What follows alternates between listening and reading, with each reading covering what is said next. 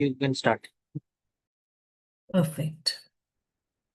So I can't see you, but a big hello to everyone who has taken time off on a Saturday evening to discuss what a lot of people feel are barely ruins and not of much importance, because as Brigadier A.P. Singh, the author of this book, has observed, that Goa is known for its BBC, its beaches, its bars, and its clubs. So a lot of people think it's just fun and feiny all the way. And a lot of us are not even aware that it is a rich repository of culture. And a lot of it is scattered in the ruins of these temples. Some of them are ruins, some of them have been rebuilt. So let us today explore this book by Brigadier A.P. Singh. It says The Temples of Goa, History, the Portuguese Persecution and the Revival. Viswajit ji, can you see my entire screen? Is there any area that you cannot see so that I can adjust Yeah, I right can now? see your PPT. I can see your PPT. I can see you. Yeah. Okay, because I have the floating controls coming on the top. I have a lot of things coming at the side. So just wanted to make sure. Fine, perfect. Yeah. Okay, so we will at the outset just go by what the author, observed. So Brigadier A.P. Singh was on a vacation to Goa, and he suddenly realized that it became a spiritual vacation when he started probing the guide for any temples there were around. Incidentally and surprisingly, this was the same experience that I had when I traveled to Goa about 2.5 decades back. That was my first visit, incidentally. We were immigrating to Canada, and we wanted to take an India tour. We were not sure, the kids were young, and we were not sure if we would be able to come back and take major tours of India.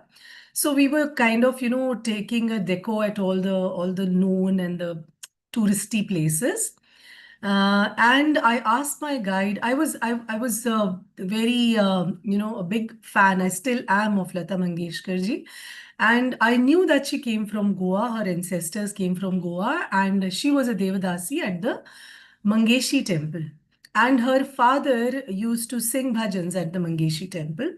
So this is why they were called Mangeshkars. And I was very keen on visiting this temple. But the guide would just wave us off. We had paid him for 3 days. And I was so irritated. I thought, okay, if you not tell me, I told him, I said, if you don't won't tell me or you won't take me there, I'll ask the locals and reach there. So anyway, he took us there, but he couldn't explain much. So the Deepastamba, I remember him telling us about, but very little about the Mangeshi temple. And at that time, it had irked me, but we were in the process of leaving the country. I couldn't give it much thought till when I came back and in a full-fledged way started pursuing my love of India. And as part of that, I'm doing this series for the Voice of India. And this is a book that they suggested, and I'm glad they did that because Indians have been, or let's say Sanatan has been witnessing a renaissance. And people want to discover who they are. People want to discover their story. By the story, of course, you mean your past. And it is a rich past that we have here. However, what I have seen, and I shall discuss in some of my reviews later in the sense that the coming reviews in the coming months, we have a somewhat, we make somewhat sense of who we are. We know that we are an ancient civilization. Many of us contest the Aryan invasion theory. Some believed it happened, some believed it didn't, although it has been rubbished time and again by a lot of good historians. However, we know that we are an ancient civilization. We know that, We come from money, as they say. However, we still do not have a clear picture of what we were up against. Why there is so little of what India was so famed for? Why is there so little of it that survives today? And it is to the credit of Brigadier A.P. Singh. So the name should not, you should not be mistaken by the name. It's not a Sikh Singh. I think he's from UP. If you dig into the Google, they'll pull up a picture. I'm sorry I couldn't include one there, but he discovered this. So he comes obviously from an army background, and he is an editor of a strategic magazine called a defense magazine called Agni. And he loves to, he's a, he's a photographer, he's a traveler, and he wants to document history. So he's done a very good job. So although the pictures taken in the book, so these pictures were not taken by him, the ones that I have included in my PPT, but the pictures taken by him in the book are the ones that he has taken on his own. The price of the book is pretty steep at 1,500. It's not a book that I can casually pick up. But I would like to convince you through this presentation that it is worth its weight in gold.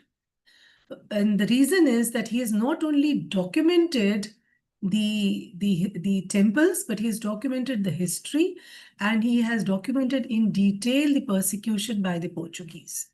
So, and he's also tried to, explore the ways in which the community, that is the Hindu community, is trying to revive its temples on its own, sometimes with and sometimes without the assistance of the governments at the center. So he's done a very good job, and because he's so thorough and his style is so simple and straightforward, a layperson can read this, a scholar can make use of it, a historian can obviously, so it's a very good piece of documented history. And let's begin now. So, The Temples of Goa, History, Portuguese Persecution and Revival by Brigadier A.P. Singh. So, the opening quote comes from a phrase of Afonso Mexia's journal. He was the first chief accountant, Portuguese chief accountant, and they called the levors or the levtors, and they were as good as the prime ministers, of a country. They had a lot of control. But when he tried to, go into the history or the layers of the history available at that time, in his times, in the 16th century, 1510 is actually the year in which the Portuguese were invited. So that is also another interesting piece of history that I will get into, why they were invited. They were merchants, but they were invited to rule over Goa. And some people contest that, but that is for historians to decide. So that is the year when they came to Goa, and when they started looking into the history, this is the phrase that is most often quoted. So he says, one just cannot fathom the beginning of it all. So he says it's so difficult to find out, where did Goa start? Where did Goa begin? So for the Portuguese, they divided the entire state. What we know of Goa is not the original Goa that was referred to as Gopuri or Gokarna or Gorashtra, many names that it went by in the scriptures. Whatever land they capture in the first go is called Vela Conquistadas. That means the old Goa, the old conquest. And the new part is, of course, called Nova Conquista. So they destroyed most of the temples that, when at arrival, and that is in the old part of Goa. And living in old Goa is when he started looking into the history of Goa.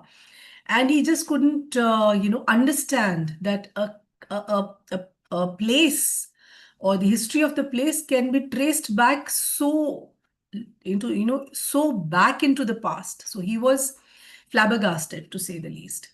So that is my title page. And from here, we move on to history, because the book is divided into three parts: history, the persecution by the Portuguese, and then the revival. I have kept the review structure also that way.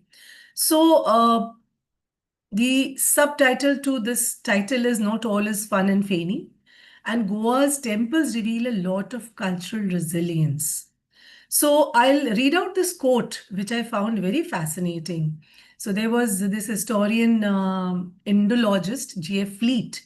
When he's looking into the history of Goa, he's quoting this granth called Shivachitta Deva, and he says that the streets of Jayakeshi I, the Kadamba king of Goa capital, was completely filled with the palanquins of his pandits, constantly passing, the poles of which were covered with jewels. So I remember reading somewhere in Tagore, or when Tagore recalled his younger days, and please remember that Tagore, passed away barely a couple of years before India was, set free by the British. So just when in his childhood, he says that I remember the Kahars, the people who were the palanquin bearers, when Tagore was young. He said the Kahars used to wear bangles of solid gold. So these were males. And they used to wear earrings of solid gold that were handcrafted. So he's talking of palanquin bearers. And now we have a lot of history saying, oh, there was caste and there was varna, and the lower castes were very suppressed and they did not have money and they were very poor, and whatever goes on in the name of history nowadays. And similarly, J.F. Fleet is also quoting the same thing, that the palanquin bearers, the palanquins had poles that were covered with jewels, and inside which were quivering the golden earrings of their owners. So the owners who sat in there, so it was always a mercantile state, which came into money because it became a mercantile state. Originally, it was not so. But J.F. Fleet quotes of one of the grunts of that time, which documents the fact or documents the richness. So you have ample, evidence. Even if you don't read the book, even if you barely Google the prodigal richness that Goa had. Goa was such a prosperous place that you will be surprised. So it is a land that is deeply rooted in mythology and history. So the most popular version of its establishment, or being established as a land, or as being inhabited, comes with or starts with Parshuram. It is said that he struck an arrow, and he said that I like this place. And he argued with the sea god Varuna, and he says, oh, I want to settle down here. And with him came 96 Brahmins who also liked the place a lot. And it is said that because there was an abundance of cows that they had. So cows in the Vedic time denoted wealth. So because they had a lot of cows, and these 96 Pandits settled down there, it was called Go Rashtra, or Go Mantak, or Gave, which means fertile lands, or Gave, as we know, Gau. Gau is basically cow. So the land of the cow. So in Mahabharata also we have a reference where it is called the Goparashtra, or the land of the cowherds. So of these 96, I'm straying a little bit. Of these 96, 60 stayed in one area, and that is called Sashashti, which is the Sanskrit term for 60. And the rest of them, the 66 Sashtis settled in one area, and the rest of the 30, they settled in another place, and that is called Tiswadi. So that is supposed to be also the origin of the names of these regions under Goa. So we'll just quickly take a peek into the history, because it's so detailed, and everywhere that I've gone, it's mind-boggling, it's awesome, but we don't want to get caught up in that. So the earliest records that we have point out to the Satvahanas, 2nd century to 3rd century BC. Then the Bhojas, they ruled for the longest time, and they under them it became a very prosperous state. Then Badami Chalukyas, and from 10th to the 14th, okay, not exactly till the 14th, but 10 to the 12th or 13th, 1312 is actually when Malik Kafur came in. So for those 300 years, the Kadambas or the Kadamba dynasty or the Kadamba kings ruled in full force, ruled very well, and it flourished. So it is said, the Western historians said that they took over from the tribal inhabitants that lived there before the Aryans, but that is a lot of hogwash. They say that they co-opted the deities of the tribals, who lived before them, but that is not true. It was actually their own, what do you call it, the Ishtadevata. So Shiva was their Ishtadevata, and they built the Saptakotishwar temple. It's called Saptakotishwar. Koti, is 1,000, 100. So 107 is supposed to be the number of years that 7 rishis, no, 107 crores, they say, is the number of years that 7 rishis are supposed to have worshipped the Adi Yogi. So it's a bombastic timeline.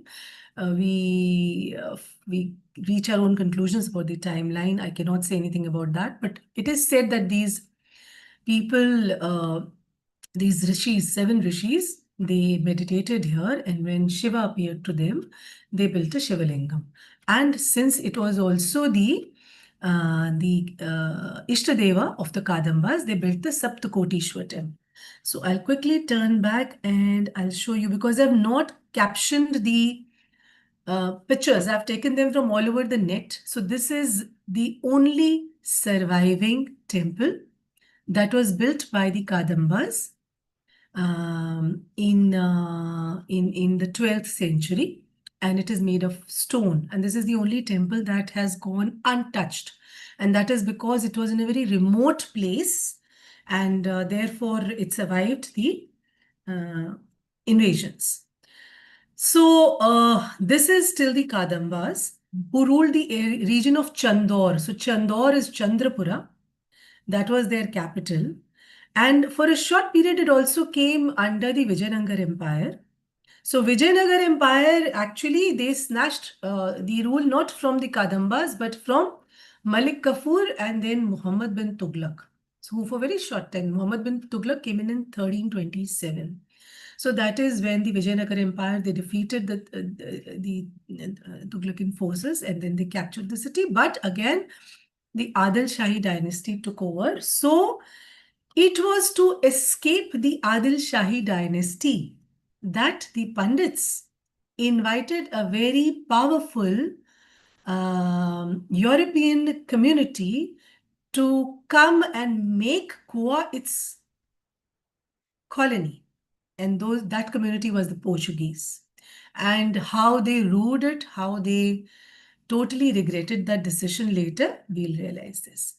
We will see this as we go on. In the 16th century, the Portuguese took control and left a deep impact, and most of it negative, on its culture. However, the way we are made, or how the way Goa is showcased and packaged, even when I was visiting Goa 2.5 decades ago, I was also going down to all the deities who were preserved, the saints and their bodies and stuff like that, that were, embalmed and preserved in the churches, thinking that, oh, they did something really good. But slowly, when you read history and you read first-hand documented history instead of packaged history or history written by, I would like to add the term leftists, because writing of history is also something very technical. So historiography, or the writing of history, is very important. Who writes your history for you? That is also very important. So what agenda do they have? So nowadays people often complain that history is being saffronized, but our history is the only history which was written from a point of view of diminishing pride in our country. Now that we want to inculcate the pride factor, we are being accused of saffronization. Most of it is not true. I wouldn't say all of it, but most of it is not true. And books like these are important in your journey of finding out what really happened. Okay, so footprints of history. So there are inscriptions, there are pottery pieces, there's sculpture, there is signage. All of it points out to the fact that it was a thriving trade center. And I have already traced this history of Kadambas giving way to Malik Kafur in 1312, Tughlaq in 1327, then for a short time Vijayanagar Empire coming in, then the Bahmanis, and then Adil Shahi Empire. Okay, before we move on to the Portuguese taking control of the state, I would like to mention that some of the scriptures quoted say that the Brahmins or the Pandits of Goa were so advanced and such a gentle race that even by their mere darshana, and Goa was supposed to be such a peaceful place that even by a mere darshana of that land or by the people who lived there, one would, become very peaceful. So now starts the bloody part. So, of course, the mess had already started with 1312 when the Kadambas, they were a spent kingdom because they were, they had lost control of the commerce. And with that, the Muslims had, taken charge. And it is said that when they built the palace, when they took control of the palaces or the forts, they they had crocodiles. They bred crocodiles in there that could upset large ships also. So they were very brutal. The brutalities had already started, and the persecution started not really with the Portuguese, but it had started already with the Muslims. So, thinking that the Muslims are very brutal, there were two brothers, and then, of course, another trader merchant who wrote letters for the Portuguese to take over. Little did they know that 1510, when the Portuguese were helped by insiders to take charge of Vela Goa. Vela Goa is Old Goa. I've given you these terms before. So they took charge. They had no idea that the Portuguese were far more brutal than the Muslims also. So they already had plans to start with the Inquisition. Yeah, we know of the Spanish Inquisition in the Americas, especially southern parts of America. South America. But nobody talks about the Inquisition, a full-fledged Inquisition that took place in Goa. So in 1546, Francis Xavier, whose body is embalmed and kept in the church, which is of course again built on a temple, he has been, like, he's called a saint. So Saint Francis, at that time Francis Xavier, he wrote a letter in May to the King John of Portugal for permission to start a full-fledged Inquisition. So what is an Inquisition? An Inquisition is basically a drive to erase the prominent or dominant religion of that place. Because in those times, in medieval according to the West. So Western medieval times, they thought that the church, because the church really had power out there. So power rests in religion. And if you erase the religion of that place, the power will automatically come to you. So erasure of Hinduism is what they wanted. So blanket permission for erasure of Hinduism and any signs of Hinduism from the land of Goa. So before it got over in 1820, officially it was 1814. Their figures say that only 16,000 people were persecuted and 121 were burnt alive in the first 4 years. What happened in the rest of these 300 years? We have very little knowledge of. And the reason is not because they did not keep track. Actually, they kept very good track because you had to send detailed reports for all the money that was being pumped in by the church. You had to send very detailed reports to the king as well as the church as to what was being done, how many massacres were taking place, how much of desecration was taking place, how much of destruction was taking place. So you had to report everything in detail. But before they left, the Portuguese burnt all their records.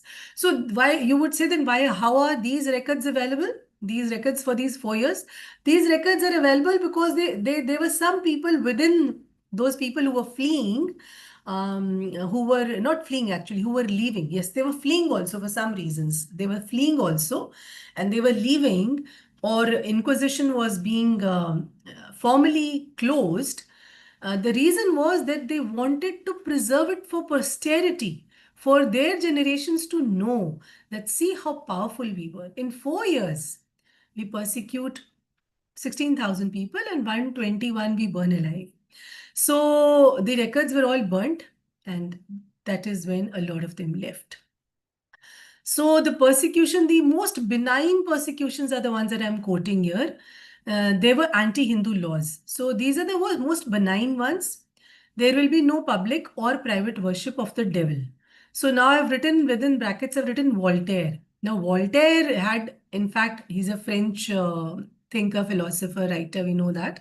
So Voltaire says that this is what the Portuguese said about the Indians, that no public or private worship of the devil is allowed, whereas they themselves were the worshippers of Saturn. Because what they did to the people there is unimaginable. You could not play or possess any musical instrument. You could not wear any Hindu clothing. The tanks, the water tanks that were a part of all the temples. This is very important here. We'll study the tanks also in detail. So they were desecrated. They all the children that were orphaned there, or whose parents were in prison, they were baptized immediately and converted. The Hindu scriptures, any traces of Hindu scriptures, they were all burnt. Temples were destroyed. With that same material, they built churches.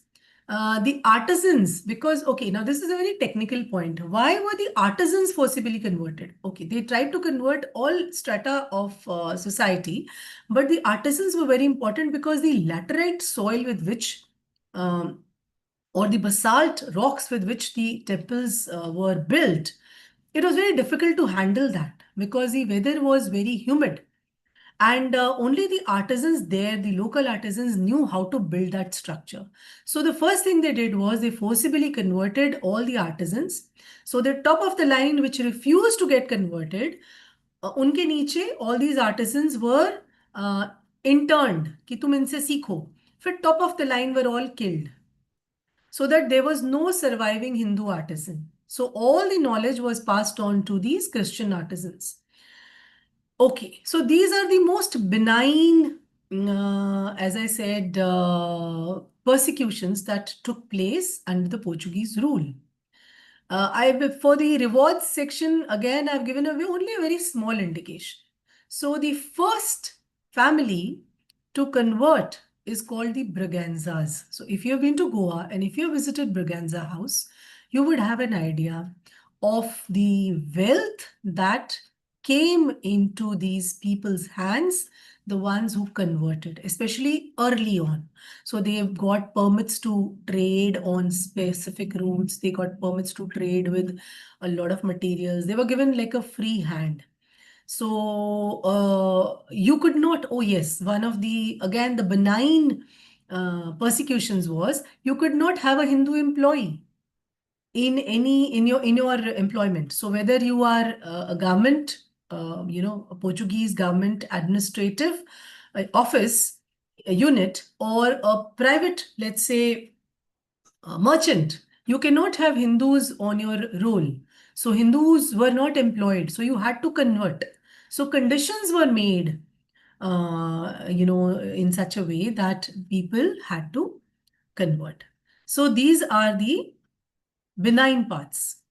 Okay, we'll quickly take a small look at why these temples are so important and why Brigadier A.P. Singh was so awestruck with them. So as I said, they're made of red laterite stone, which blends with the natural surroundings and takes in a lot of moisture and doesn't expand.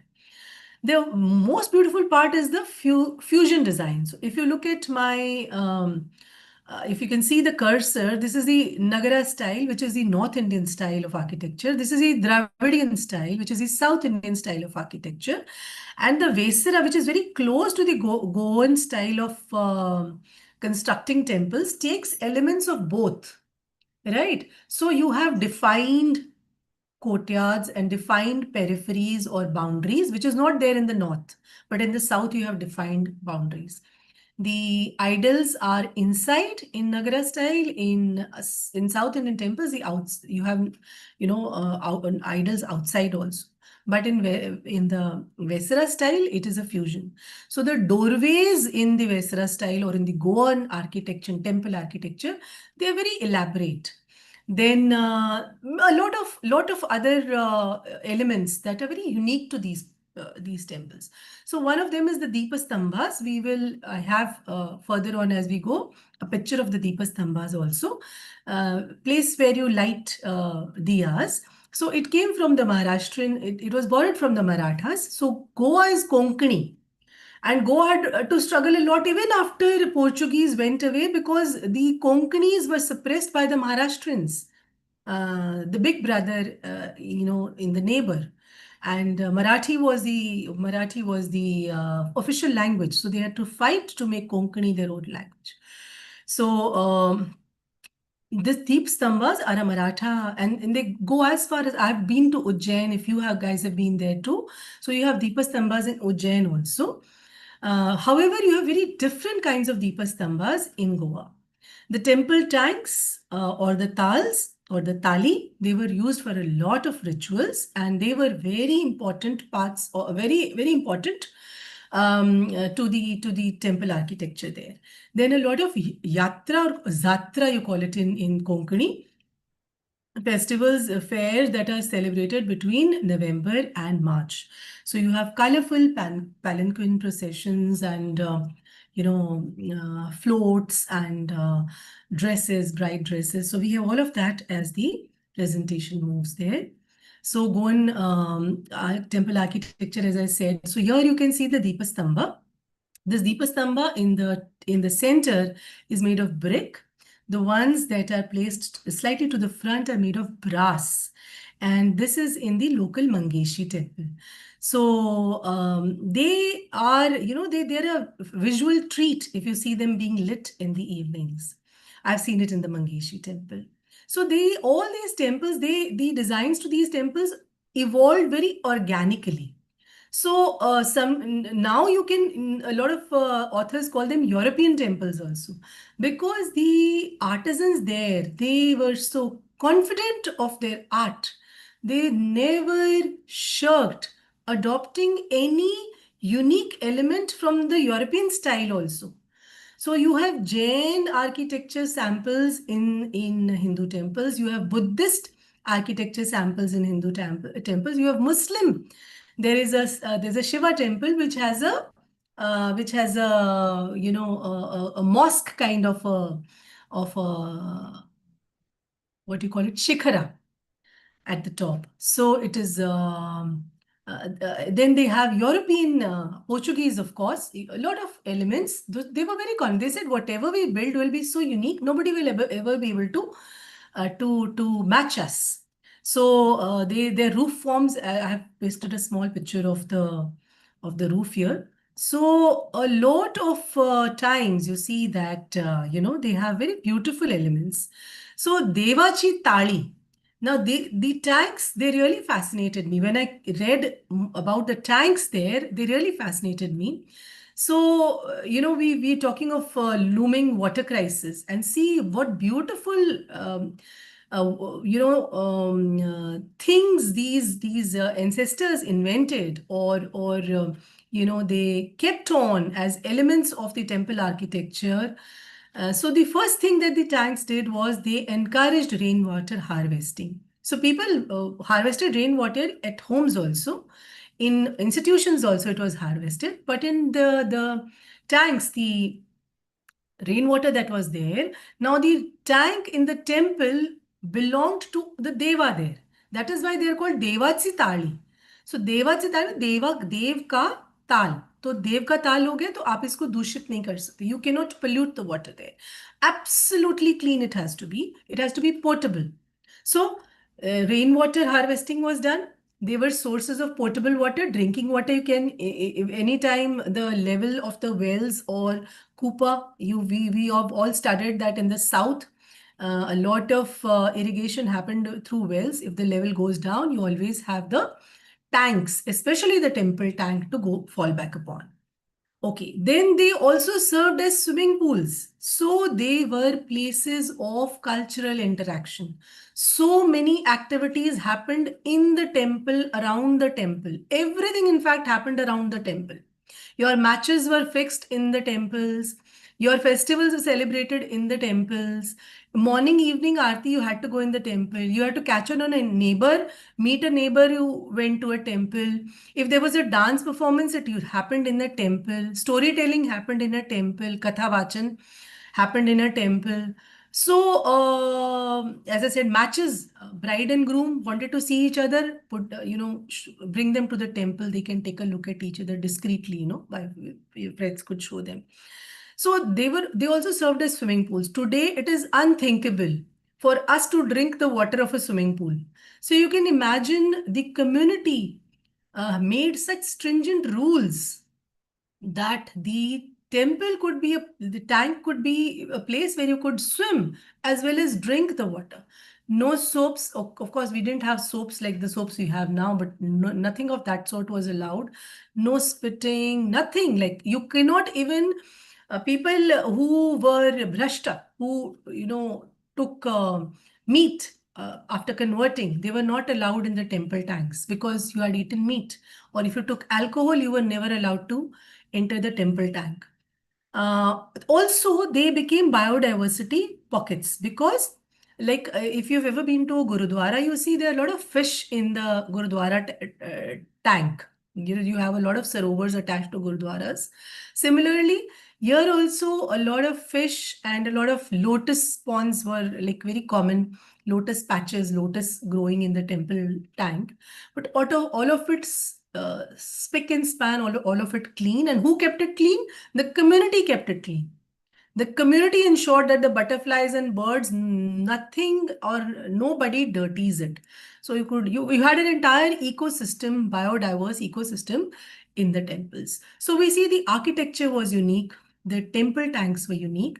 First thing that the Portuguese did was they either poisoned or desecrated the temple tanks, beef throw karke, so that the tanks could never be of any use again. They knew the Brahmins were very about the pollution, this thing rights, they were very stringent. So that was it. A little bit about the temples. Basically, I didn't want to show you I want to read this. I just wanted to show you the architecture of the temples because we're going to be concerned about that. So there's one interesting thing about this Mahalsa temple.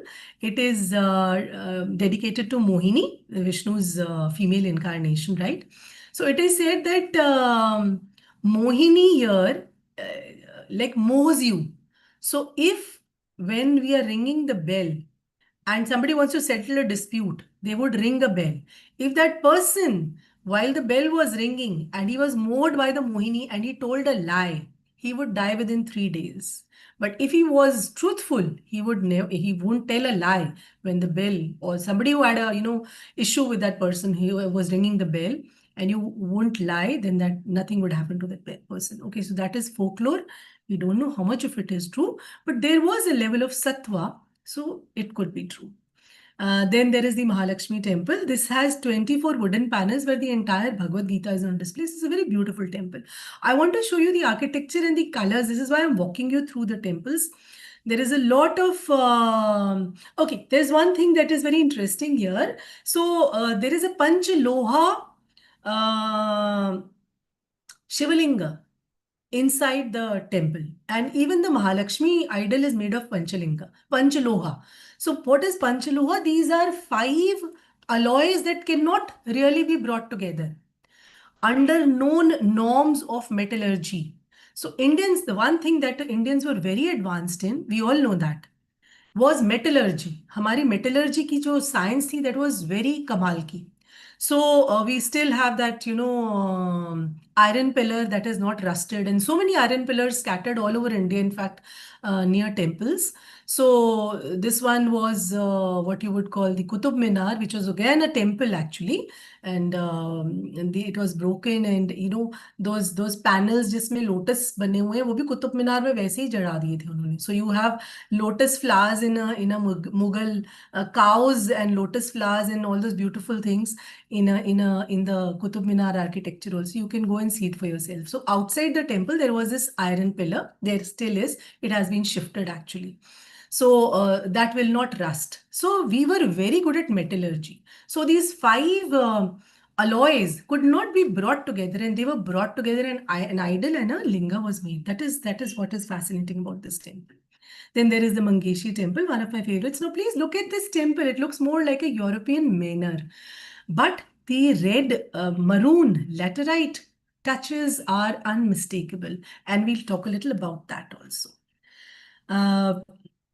And this again, the red maroon thing, this is the Shanta Durga temple. So Durga is a Shanta envoy, or let's say a messenger here. Shiva and Vishnu got into a fight. So Durga resolved the fight, and this is why she is called Shanta Durga. Okay, so also please note that all the temples have 2 houses. One where they originally were and broken down. Second where they were rebuilt again, sometimes up to 20 times by the local community. Okay, now we come to the persecution part. So there was systematic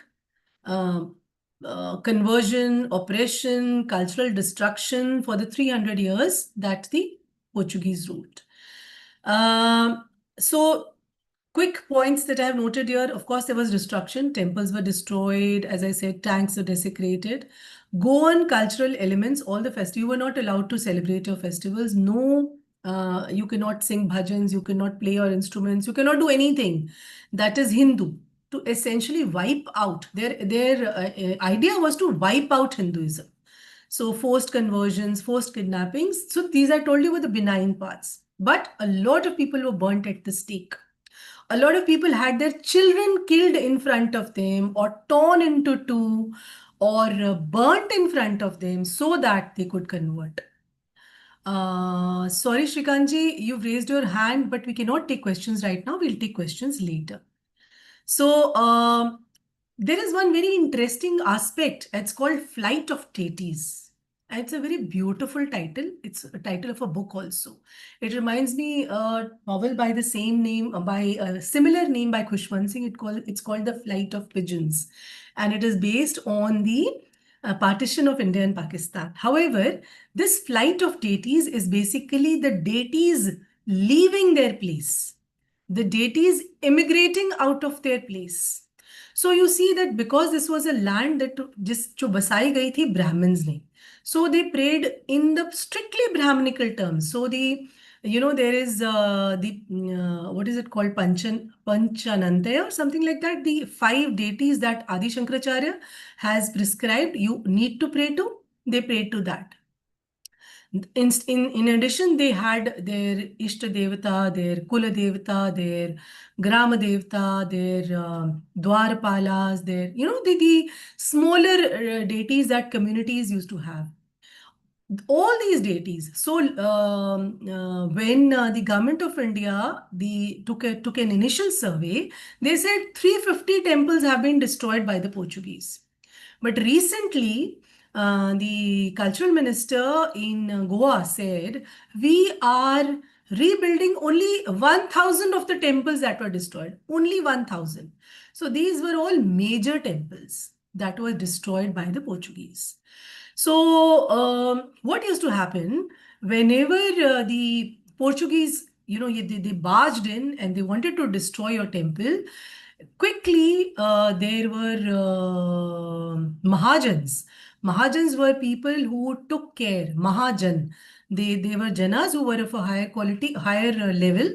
They took care of the temple, because the temple was not only a place where you just went in and worshipped the deity. I told you there were Yajñashalas, there were Agraharas, Agraharas is the place where the Brahmins stay. There were Yajñashalas, there were places to eat. So a lot of things that were happening, that were that used to happen in the temples, and auditoriums and stuff like that. So it used to be a large complex. So those 1,000 large temples, the government is thinking of. The government has they have initiated, they have been doing it for the past 10 years. A lot of them have come under their protection. So when the Portuguese came in, these deities were quickly smuggled out of the temples on logs, rolled over logs, because the murtis were very large, or they were shipped away to areas surrounding kingdoms which were not ruled by the Portuguese at that time. So you see, people say that, oh, their deities also went away. See, your religion, you people, you can't even fight back. So the first thing is that is not true. There were a lot of, scattered revolts, small revolts. There was one, I remember, where 5 Jesuit priests were killed by the locals there. But however, the Portuguese hit back. They came back very strong, and then they, massacred the population in that place. But on and off, there were small revolts throughout those 300 years history. So they used to smuggle. So we don't say that we did not fight back. We did fight back. However, the deities being taken away from their first home and being put in a neighboring kingdom, Hindu kingdom, or a neighboring king who would take care of the deities, or being hidden in fields, or being put in wells, buried under earth. Why? Because you wanted to save the deity. The deities were your family. Everything in your life happened around the deity. So it showcases the resilience and adaptabilities of the Hindus. It was not that you were not fighting. You were fighting back, but at the same time, you were also preserving elements of your culture and heritage. Also, the breaking of the temples disturbed the sacred geometry. So we didn't believe in that. I came, I saw, I conquered. जहाँ पे मंदिर मिला उसको तोड़ा, उसके ऊपर church बना दिया. देखो मैंने चर्च बना दिया. Sorry, temples were never built like that. So when Western historians say कि Aryans आए और tribals के ऊपर they did all that, they shooed away the tribals, or they put the tribals in exile. That is not true. So we were people of this land, and every land that is selected for a temple is selected with great care. आपके उसमें design क्या होगा, water tank कहाँ होगा, क्या size का होगा, distance क्या होगा, कम्युनिटी जहाँ रह रही है उससे उसका डिस्टेंस क्या होगा, एवरीडे विजिट करने वाला होगा कि स्पेशल टेम्पल होगा. As I told you, one of them was in the forest, and that is how it was saved. Only surviving temple, Kadambas ka. So all that was decided. कौन से trees plant होंगे, everything was decided. So that sacred geometry was disturbed. So उसके साथ आपका पूरा cultural elements हिल जाता है. Then, as I said before, most deities have 2 temples in their name. One was the original, and the second is where it was displaced. Then there is one more element that has come to the front, and that is with the flight of the deities. Now we are trying to preserve. Now these pictures, both at the top and the bottom, you see these maroon elements. So this is red laterite soil. Iska paint banta hai, and it's a very sturdy paint. It has survived centuries of rain and conquest and everything. So it is a very sturdy paint, और उससे beautiful art है. तो ये art is made of that this thing laterite soil. It is called kavi art. Why is it called kavi art? Because it comes from the Sanskrit word kavya. Kavya means poetry. So if you want to put poetry in stone, you use this. So see, it's such a beautiful name for temple art. Okay, now we come to the revival part. So this is a picture from the Shigmotsav that I've taken here. So it is celebrated in March. So communities have now started, the farming community, the tribal communities, they've started coming together and re-celebrating this. There are cultural parades. There is traditional music. However, the rest of the country, the people who go as tourists there, think of it as nothing but performative religion, which it is not. It is different when you do it just for the tourist's eye. That is not what these people are doing. They are reviving genuine festivals that were held there before the Portuguese or the Mughals came in. Okay, now the traditional music is also being revived. You have these traditional, you must have seen at the time of Ganesh Utsav also. It is there in all the reels and in all over media. So you have dhol, tashe, kasale, gumat, all these instruments are played. Whatever are the traditional instruments there. Okay, but now there is another threat that is looming. And that is that the Portuguese community, Christian community, has appropriated some of these festivals.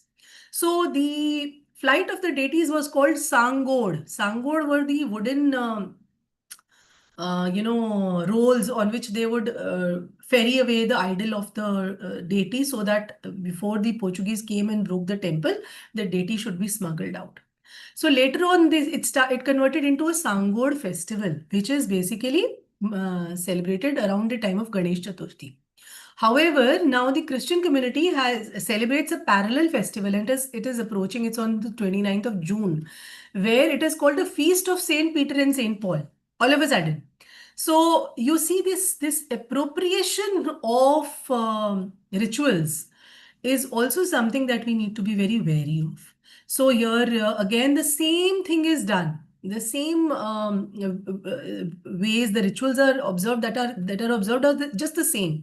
For example, it's primarily the Konkani community is primarily a fishing community. So they long since stopped being merchants. They were very good merchants, but now they are reduced to the margins. They are reduced to being a fishing community. So their boats are decorated. This is what they used to do in the original Sangod festival and roll logs in and celebrate. Oh, we saved our deity. Now they paint the boats and dance on the floats. And they're saying, oh, this is a feast of Peter and Paul, and they eat and drink and be merry. So this is also a real threat. Okay, how these sacred spaces preserved community identity also. For example, there is a festival that is celebrated, Chikhal Kalo, where people come and play in the mud because that is how Lord Krishna played. Lord Krishna was playing in the mud. We know that with that story, that anecdote, where he was playing with mud and like a naughty child, he put some mud in his mouth. And then when Yashoda ji asked him to open his mouth, he showed the entire Brahmand in there. So it is said that he loved to play in the mud. So people play in the mud there. So this is how everything, around your culture is built around the temple. Then, as I told you before, Zatras or Yatras basically that go from Nova Conquestas. Nova is the new Goa to Velha Conquestas, which is old Goa. Nova is new and Vela is old in Portuguese. So Zatras or the Yatras, they go back. Why do the deities go back? Because the deities lived in old Goa. Unka original home is in old Goa. So the deities go and visit them. हम अभी सुनते हैं ना जगन्नाथपुरी की यात्रा भगवान जाते हैं विजिट करने जाते हैं और Mata Rani goes to visit her parents house or comes there are so many legends like that. Similarly, deities go back to their own homes to visit, so that is celebrated as yatras. So rituals, they also preserve the local knowledge systems. So your knowledge of Ayurveda, your knowledge of astronomy. See, the Western or the West will have us believe that, oh, we came up with all that sophisticated gadgets and now we know what is there in the universe. But we have an uninterrupted history of calendars where we take out muhuratams, and we have the muhuratam of every lunar eclipse, every solar eclipse. How could we predict that if we did not have advanced tools? So all that came from the temples. In fact, if you had to sow your seeds also, you had to plant your fields, sow the seeds in there, you had to consult the priest because he would give a proper muhuratam which would be ideal for the growth of the crops. So these sacred spaces, and I love the colors there. Even the houses there are in these colors. So I'll stop the sharing right there and tell you in two sentences, quickly finish off and wrap up by saying that these are old temples. Why are we studying? Why are we studying them? What is the point of studying them after, so much time has elapsed? The simple reason is that cultural erasure, if you erase the memories of a culture from a population and they do not know who they are, they lose Swayambodh. They do not know who they are.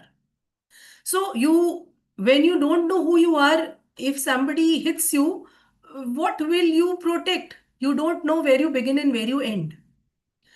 Second thing is, it erases Shatru Bodh also. So in a very interesting article, it's in a UN document. While researching for this, I read it that the title of the article is Shared Sacred Spaces in Goa.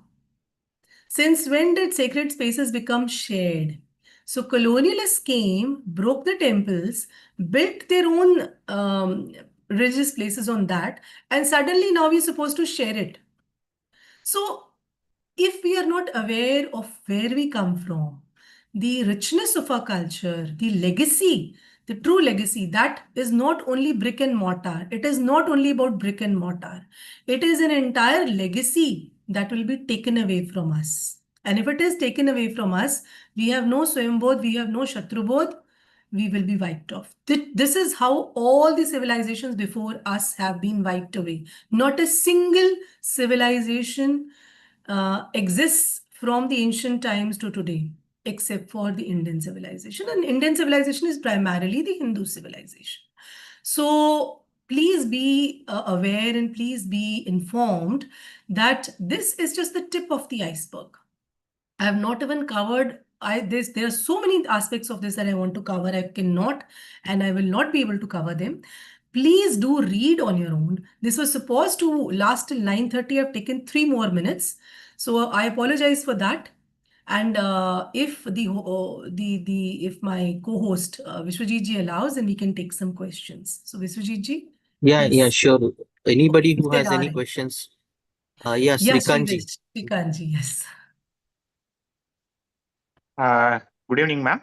Good The, evening. my point is this particular invasion, that is that Malik Kafur invasion, is one thing which we have to read through, because I know our resilience, Hindu resilience, because I am from the place Srirangam, from where I'm speaking. That city is also known for the smuggling of deity. You know what? Especially in this Adi Brahmotsava, which used to happen in our place, where on that particular occasion, Malik Kafur's entire army was invading in our territory. 12,000 Brahmins literally sacrificed their lives, and one Devdasi, she literally lured one Islamic commander and thrown him out of this thing. That is out of our tower. Till today, the temple tower is painted white. So that is just for simple reason It is a to very smuggle deity. well-known massacre. Thank you for informing the rest of the audience. I'm aware of that, and I'm a huge fan of what they Yes, did. ma'am. Yeah, because they Yeah, were and praying and they yeah, would not budge. because of that one woman and 12,000 others, we were able to save the deity, and they literally smuggled it in the counterway. That is, to take it to Tirupati, they have to take it all around south of Tamil Nadu. From there, they took it inside Kerala, which is still untouched by this Malik Kafur's or Delhi Sultanate forces. From there, they took it within the forest and reached Tirupati, where deity stayed for 40 years, 40 to 40 plus years, only to be bought back by Vijayanagara. One thing I found that time was the fall of Cholas and Chalukyas. Whether we like it or not, though we may have some of a difference between those dynasties, but two great dynasties, when they fell, there is a lack of unity. Within the feudatories of Chalukyas and Cholas, they are always in loggerheads. And by the time, as you mentioned, ma'am, when Vijayanagara ruled Goa, there wasn't much of a trouble. But what happened was when Bahmani came, that was the right time. Virupaksharaya was at his weakest position. The weakness of Hindus, the two things I found after reading this Goan history was the weakness of Hindus. That is, whenever we have our own internal intrigue, we let it spill over to the opponents. That is one fault which is from our side, which we need to sort out. And second thing is, even after going through that, sometimes the necessity, because of necessity, we may take an just like today's medicine, we may take an emergency shot to be suffering with some chronic illness later. That is what I had seen through this.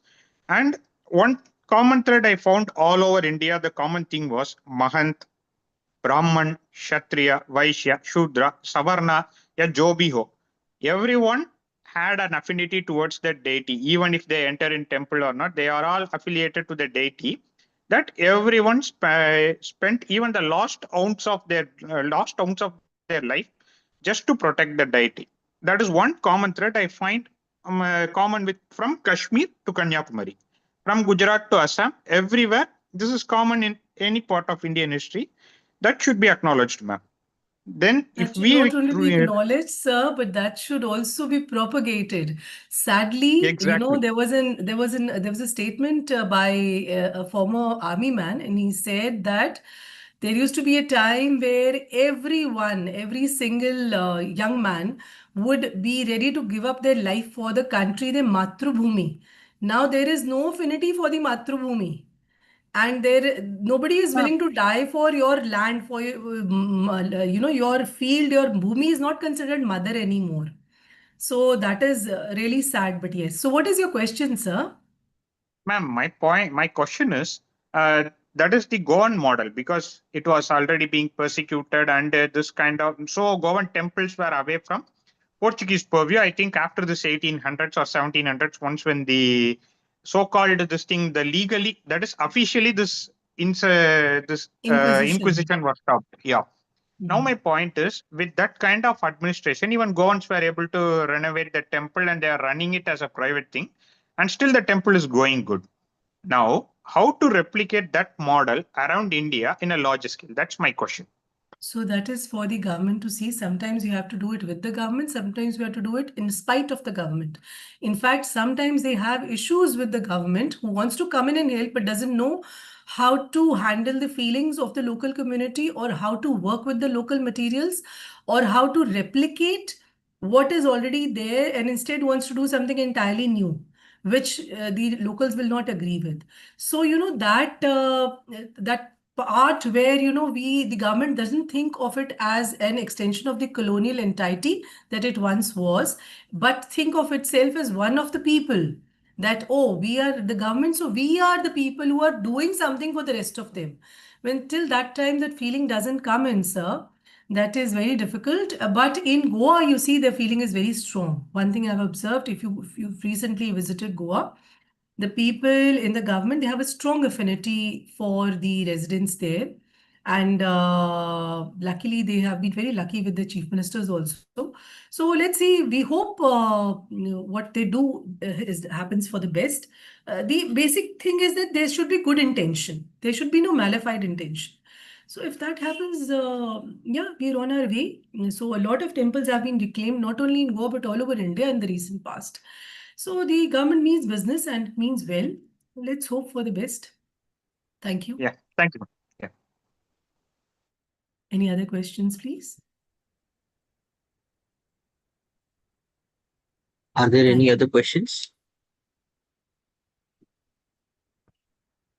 Yes, all cultures are not equal, Somnaji. You're very right. That is also a fallacy. That is a narrative that has been fed to us. All religions are equal, all cultures are equal. No, they are not. So, yeah. So If if there there are are no no, further questions, yeah, yeah, we we can go end ahead. it. Thank you. Thank you very much, Shalini ji. Thank you, everyone.